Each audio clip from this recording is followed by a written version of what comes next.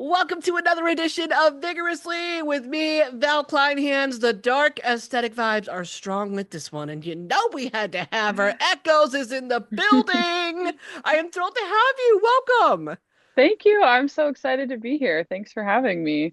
How are you? I think you have some tea right now. I do. We have a vibe. It is a vibe. I'm drinking some vanilla chai with oat milk. I'm known Ooh. for my mugs. I'm not using an Echoes mug because I'm at my friend's house right now and I don't have my Echoes mug. So I'm like, pretend it says Echoes on there. Pretend it says Echoes. That is such a millennial moment. I don't know why our choice of dishware is mug. I know. It really is. I fucking love mugs. The whole mug thing is like such a joke too, because I didn't know what to post on social media. So I was like, I'm just gonna really hammer in this mug joke. And I drink a lot of coffee, so it kind of makes sense, but Mhm. it's gone too far now. I don't know why it became such a thing. And you've got social media on lock, by the way, because Thank you. that really is essentially how I found you and I found your music. What sparked your interest in music to begin with? I remember being little and just telling everybody when I was 5 that I was going to grow up and be a singer.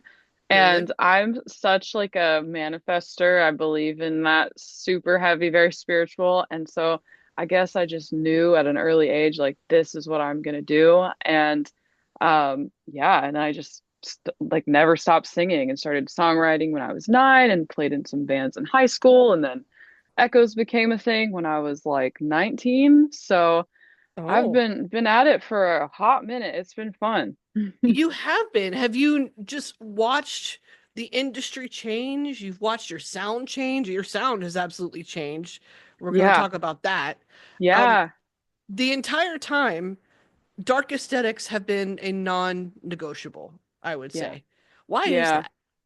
that? I just feel very drawn to it. I feel like it's such a good like world and landscape or soundscape for I guess landscape and soundscape for echoes to exist in. I feel like since I'm talking about such dark material, having kind of a dark aesthetic around it makes the most sense. And it's just what I personally like too. Yeah, me too. That was why I was Yeah. like, "Well, this my girl." Like we Yes. the Thank you. the pale and the dark hair. Like I mean, this just happened to be Yep. natural in my case, but we love a moment. We Thank love, you. yeah. Yeah, the black hair thing, it was crazy when I had like a vision. I was like, you're gonna dye your hair black and it's gonna grow really long. This is all my real hair. And it did. And Yes. I had like platinum hair for a while. So like people probably find those and be like, what? Fried my hair off completely because it was like white. Oh yeah. And it was like to here. And then in this vision I had, it was just like, you need to dye your hair black and it's gonna grow so long. I've never had hair this long in my life. So it's Beautiful. been kind of a cool, I don't know. I'm real big on my like manifestation things. So yeah. Yes. And Hmm. hair care, apparently. What are we doing to Yeah. grow it? Biotin, Um, keratin, or just yeah, not touching it? I don't touch it. Like both of my hairdressers are like two of my best friends and they're like, yo, we don't have to cut it. Like they never make me cut my hair, which like I don't know if that's like a bad thing because I guess, you're supposed to trim it, but we just never cut it and it grew so long. Imagine that. Hmm. Of all Yeah. Yeah. logic. Yeah. Imagine that. So I'm like, no one can touch it. Like, definitely, like, it can be a bit grimy, but I feel like it goes with the vibe. So I'm just like, yeah, it's very special to me. I love it. Well, so Thank for you. anybody listening that is getting to know you for the first time, backing up a little bit, we had EDM in our life. Yes. Now we're going more alternative rock with everything that's newer. Talk to me about that transition. Was it a conscious choice? Was it just, I feel like experimenting? What was going on with that? Yeah. I feel like there's always been that element of alternative music throughout, like a through line of what Echoes used to be. And so I always said that like Echoes was more cinematic electronic music and alternative electronic music. And I always kind of had this feeling that like Echoes would evolve into this again, like so big with manifesting. And I remember like having this vision of like a band, and this was like years ago. It just visions will come to me and I remember being like, hmm. And then I didn't think anything of it too much. And then um when I sat in on a writing session with my friends. Their band is called Gold Souls. I sat down to write for them, and we were like, we should just do this every single week because we had so much fun together.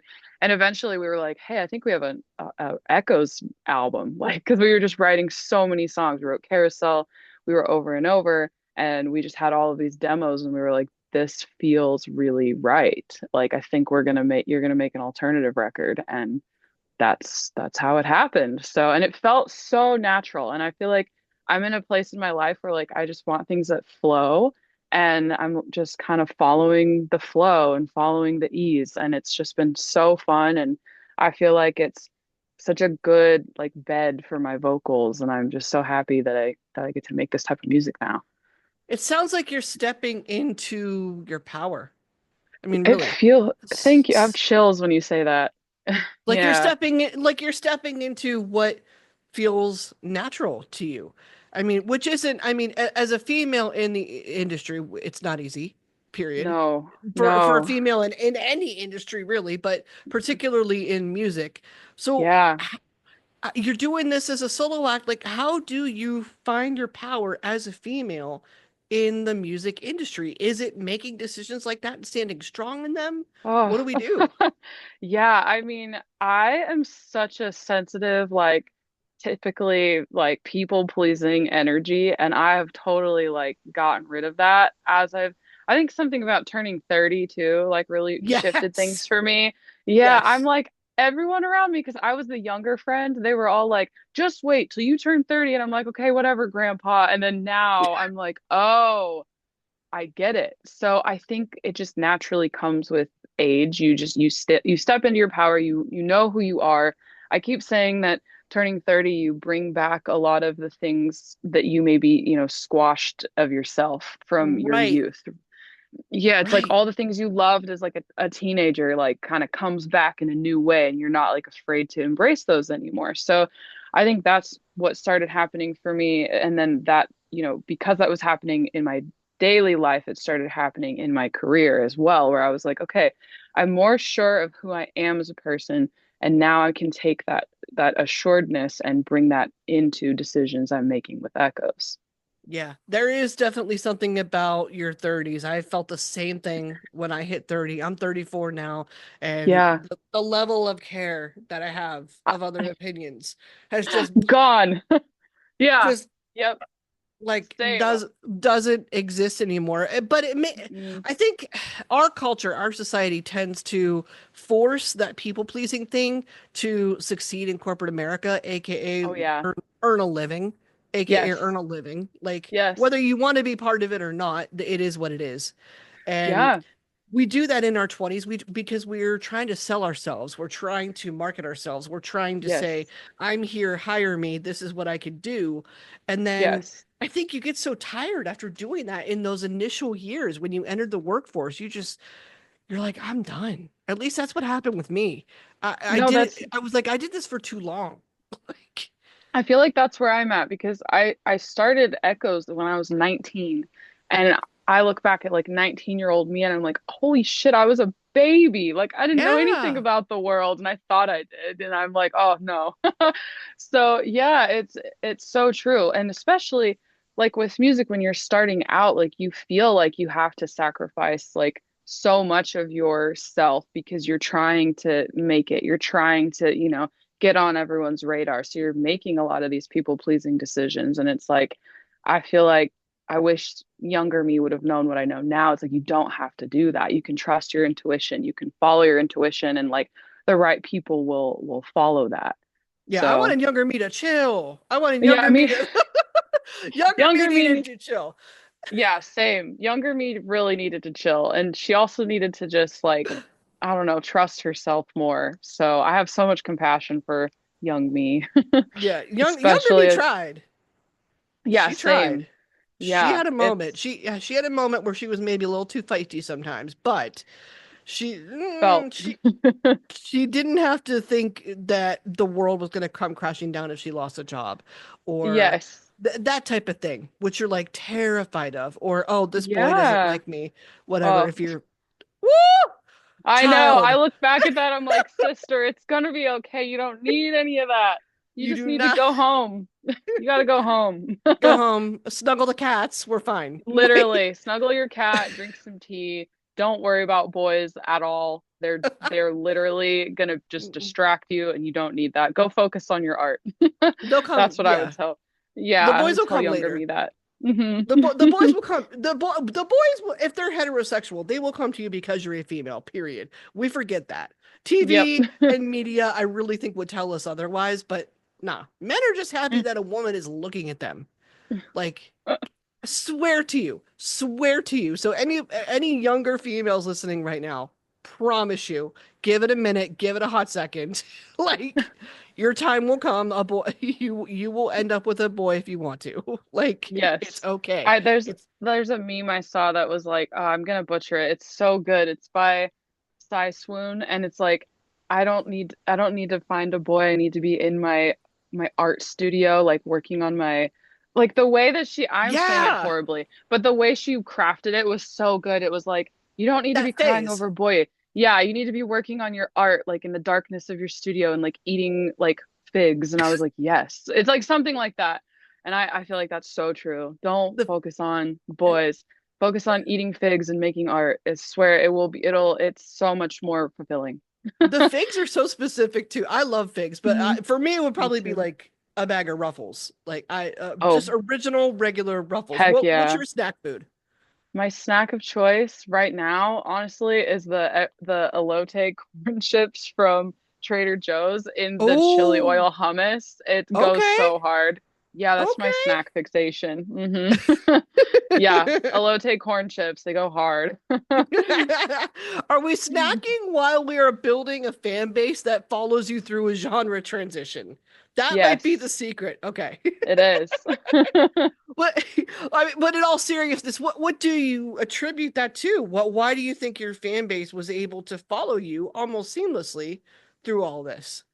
I feel like I like knew my fans would understand the transition. I had this feeling they would be like, okay, her sound, it's like not, it's different, obviously, but I think the heart of Echoes is still in this new body of work. And Mm, so it felt, I didn't have like a single person tell me, like, fuck you, what are you doing? Like, I was yeah. prepared for that. But I had this knowing in my heart that like this is the music that I need to be making right now. And I think when you're making art that is true to you, like that shows through and other people can pick up on that.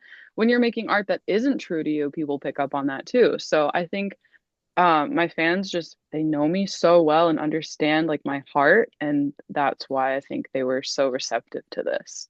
Yeah, we're excited. Quiet in Your Service, out January Thank you. 17th. What do we need to know about this? Give us all the tea. Oh, this is like this album was so healing for me to make. I mean, I think as I talk about it more, like the record started off as a record about a relationship, but as I like go through life as a woman in music and just a woman in general, I'm realizing like it's about making yourself small in all situations, Oh, quiet in service of you. And when I figured out that that was going to be the title of the record, I was just like, okay, every song has to kind of fall into this messaging. And the way that I wrote this record, a lot of the songs were very like freestyle, free flowing, where I was just kind of mumbling and saying whatever would fall out. And that line was quiet on the surface for quite some time, and that was what was in the demo. And I would listen to it over and over and over. That's I always just rinse and things. For I will listen to a song like 40 times, so it's like embedded in me. And I mhm. was like, no, it's quiet in your service. And I just that Mm, immediately when I heard that, I was like, that is the title. That is what I'm going through. That's like, I've always made myself small in service of other people, in service of relationships, in service of decisions within my career. And it was like, I got to write an album about this and heal that part of myself. So I feel like that is what happened on this record. And I think words and songs truly become like, a manifestation or a spell, right? And it's yeah. funny because like so much of that like happened throughout the process of the record where I was just like, oh shit, like the universe is like, okay, you're gonna write a record about this. we're going to make you really heal through this wound. And so this record gave me the space to do that. And I'm just like, I'm so grateful because I got to leave all of that behind in these songs. Yeah, get it all out, get it on paper, get it on a record, whatever it is you need to do, because I feel the same way about journaling too. Whenever I have, Yeah. whenever I have like a depressive episode or I'm anxious, Hmm. I'll want to say like the worst things in the world, but I'm like, let's not send that rage text. Let's Yep. just get it in a Yes. journal. Let's just get Yes. it get it in the Same. journal, get it out, and Hmm. then we'll feel a lot better. And on the other side of that, and to your point, perhaps even more importantly, I don't know that the world or society pays as close attention to what happens to us as women behind the scenes when we're at work, when we're just existing, okay? Hmm. Unless Hmm. we share these types of stories. Yeah. Unless we tell people, no, this happened to me. Like Me Hmm. Too didn't happen without an exchange of Hmm. those stories. And then there was this Yeah. collective, oh my God, like you too, for lack of a better term. Yeah. Like, in addition to Yeah. me and my aunt and my sister and my mother and my Yeah. grandmother and my best friend and ba ba ba ba Yep. ba. And then we're all standing there stunned. And now Hmm. conversations about consent are essential. Now Yeah. conversations about consent are habitual.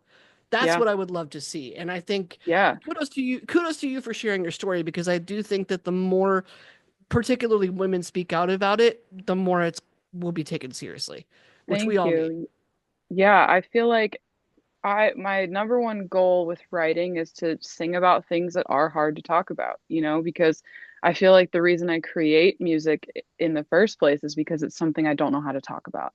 And it's a place that I can put that pain and let it rest and heal from it, and knowing that it can go out into the world and other people can hear that and be like, "Hey, I felt the same way. I went through that as well." Or you were able to articulate this feeling that maybe I don't know how to put into words. Maybe I feel like Hmm. I can't put into words, and that's what I think is really special, bringing that conversation, through art, through standing up for yourself, through making sure that you're just, speaking your truth. And I think a lot of women feel that they can't do that. We feel like we have to make ourselves small. You have to stay quiet in service of whatever it is that you're too afraid to speak on. And so I fully agree with you. The more we speak about things, the more normalized it becomes, the less alone you feel, the less crazy you feel, And so Hmm. I just, I'm very much in agreement with you on that. Yeah, it's not easy to revisit our past and to revisit No. those moments where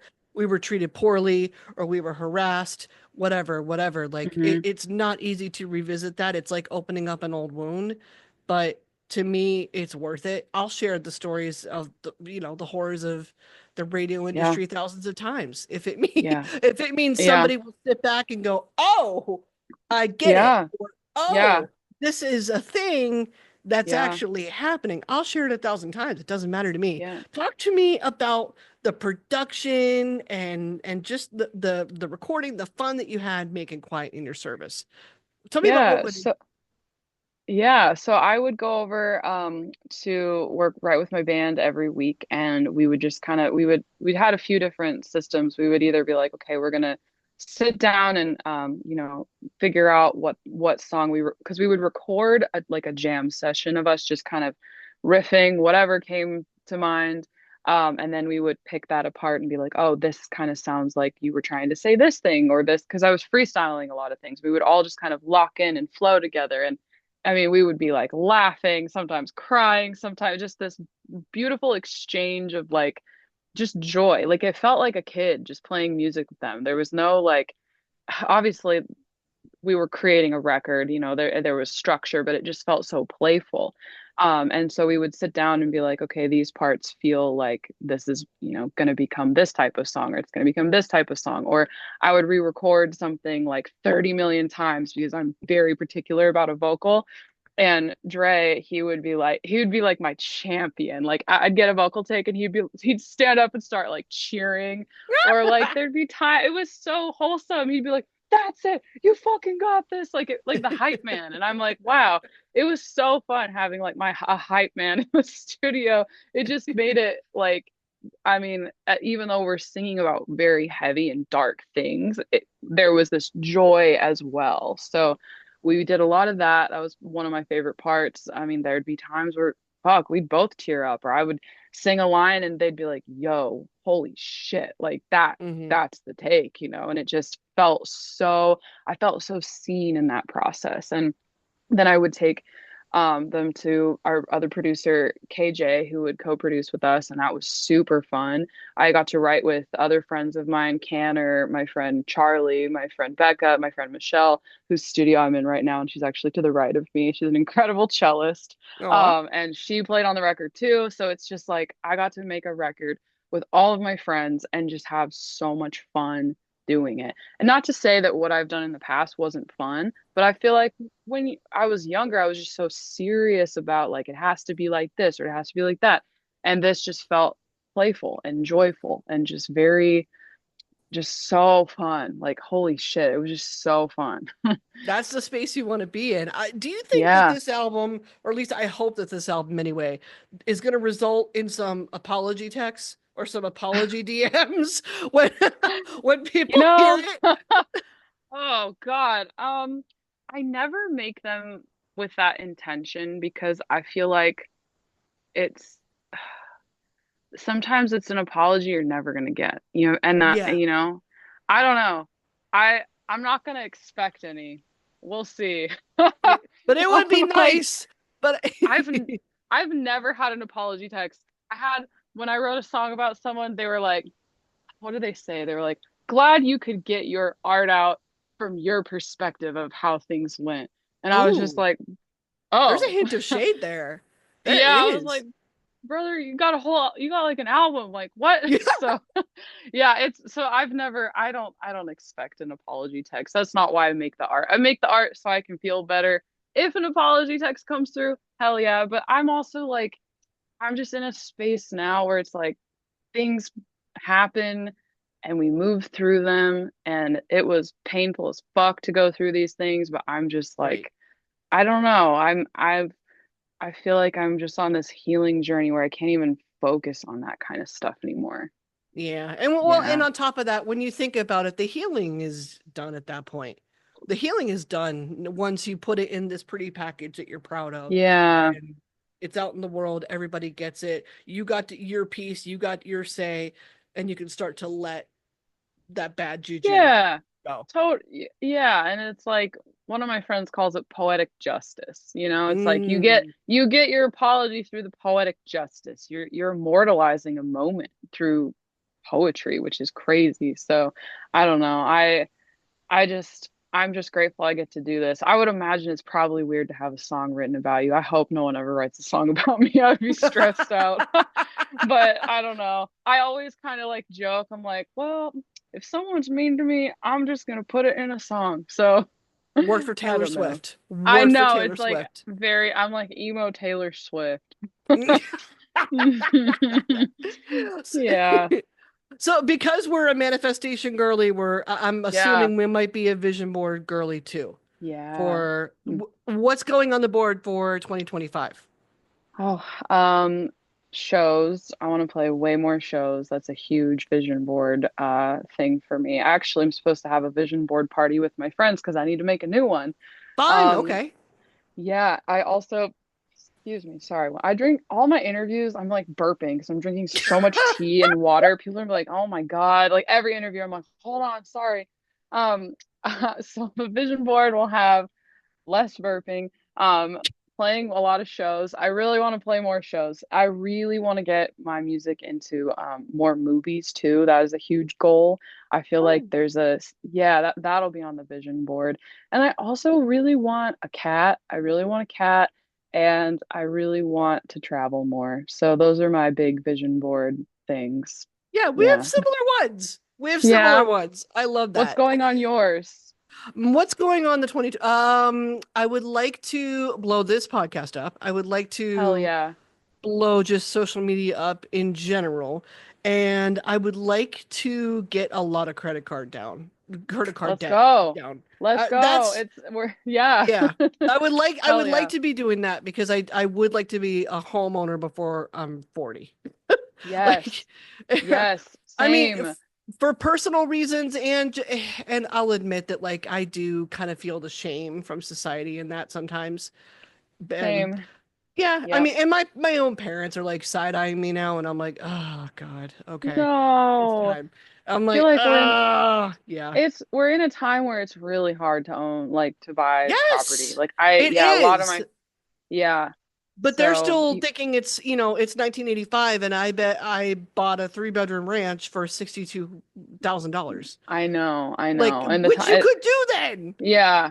Yeah, but not right now. And so I think it's important to not judge yourself and not, you're on your own timeline. I have to tell myself that too, because I have a ton of Yeah, friends who, are there in life, and then I have friends that aren't. And it doesn't make you any less of a person, but I feel the societal pressure too as well.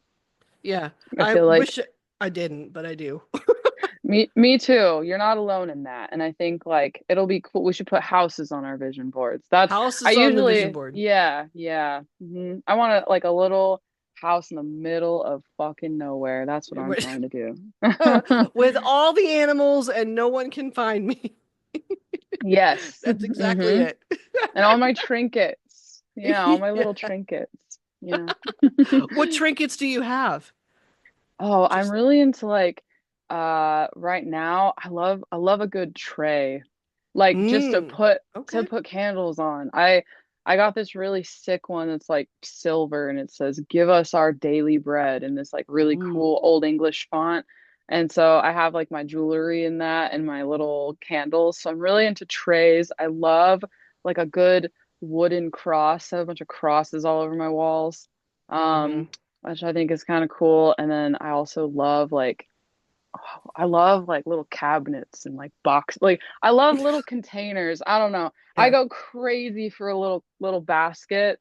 Mm-hmm. Fuck, dude. I love that kind of stuff. Because every time you find it, it's like, oh, surprise! What I Yeah, left this in here. I'm a huge thrifter. That's become like the Yeah. only thing that like calms me down. Like my friends and I would be like, "Bro, I had a bad day. I gotta go to Goodwill." Like it just yeah. Yes. I the sense of calm that I Yeah. feel when I enter a Goodwill, I'm like, oh yes.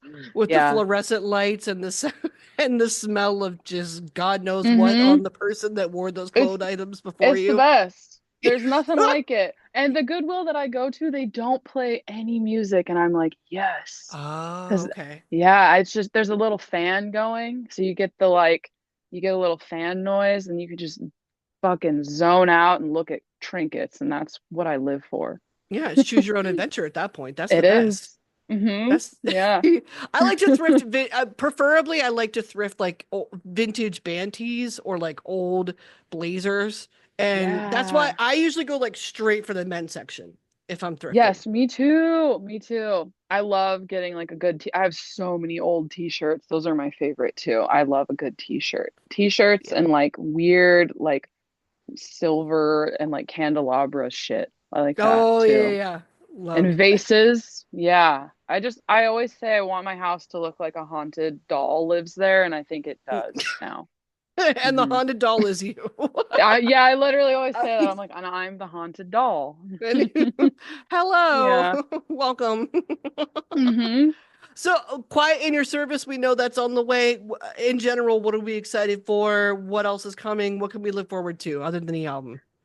I've got another music video coming out with it, so I'm super stoked about that. And then planning some shows in the works right now. We're planning an album release show, and I'll get details over to you about that for January. It'll be an intimate performance with my cellist, and it'll be surrounded by flameless candles because of fire hazard. So it'll kind of be like a candlelight performance, but they'll be the little electronic ones and they look great. Trust me. I have them all over my house. So There we we're go. gonna do that. And we will have a tattoo artist there so you can get the new logo tattooed on you, which I will definitely be doing. And we have a bunch of my friends selling their art and their wares, so I can't wait for that. So that is something I'm super looking forward to. And then Quiet in Your Service is available for pre-order on a blood red vinyl, which I'm so excited about.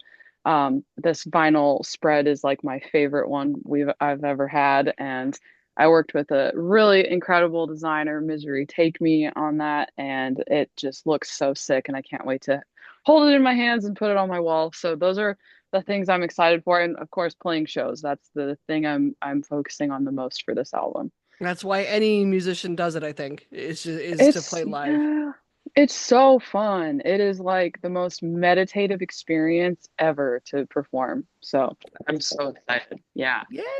I can't wait. We'll keep up on socials for all the announcements and all the fun. Echoes, thank you so much for your time. Thank you so much for having me. It was so fun chatting with you.